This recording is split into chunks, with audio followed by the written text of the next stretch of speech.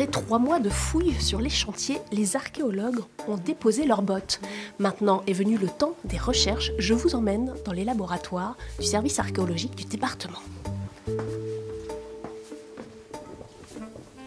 Ici, les archéologues remontent le temps et deviennent enquêteurs pour percer les secrets de nos ancêtres. Là, je nettoie ce bracelet en lignite. C'est un terme générique qu'on utilise pour des bracelets réalisés dans du bois fossilisé. J'essaie en fait d'enlever au maximum les sédiments, c'est-à-dire la terre, les petites racines qu'on puisse coller dessus, sans altérer la surface de l'objet, juste pour pouvoir ensuite, moi, travailler dessus, pouvoir voir ses caractéristiques, notamment s'il y a des décors qui ressortent, des réparations, ce genre de choses. Ces bijoux proviennent d'une nécropole mise au jour sur le site d'Escoville, au nord-est de Caen. Des indices précieux pour dater ces sépultures. En fait, les bijoux évoluent énormément selon les modes, comme aujourd'hui. Et il y a des types, par exemple, comme pour cette petite fibule. Ça, c'est typique de l'époque du VIe siècle, par exemple.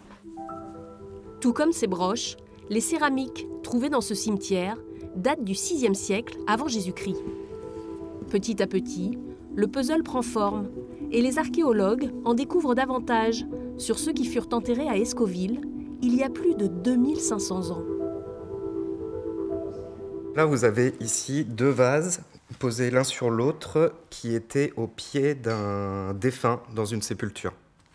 Et donc à ces périodes-là, c'est pareil, les périodes proto-historiques ou historiques, la vaisselle évolue assez rapidement.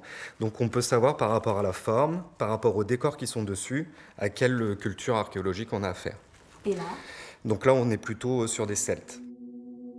On en sait peu sur ce peuple présent sur les terres normandes entre la préhistoire et l'Antiquité. Cette découverte va permettre de comprendre les modes et les techniques funéraires de l'époque et de combler les trous de l'histoire. Et dans cette nécropole, il y avait aussi pas moins de 45 squelettes. Et Mélanie est chargée de les étudier.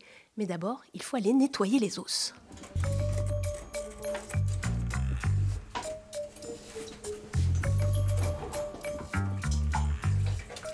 Un peu bizarre de gratter le crâne, là. Pas du tout. On prend vite l'habitude. Il y a toute la dimension humaine avec une histoire qu'on retrace finalement. Il est bien conservé pour avoir plus de 2500 ans. Et très bien conservé. C'est pas le cas de tous les squelettes. Ça peut dépendre de plein de choses, notamment la nature du sol par exemple. Mais lui effectivement est très très bien conservé. Le travail de l'archéo-anthropologue n'est pas loin de celui d'un médecin légiste. Pour identifier ce squelette, Mélanie Gadach fait parler ses os. Alors là, on sait qu'on a affaire à un sujet qui a plus de 16-18 ans parce que l'humérus est complètement ce qu'on appelle synostosé, fusionné, contrairement à ceux des enfants où il serait en plusieurs parties. Donc là, je vois qu'il y a d'autres ossements qui étaient en cours de fusion au moment de la mort de l'individu.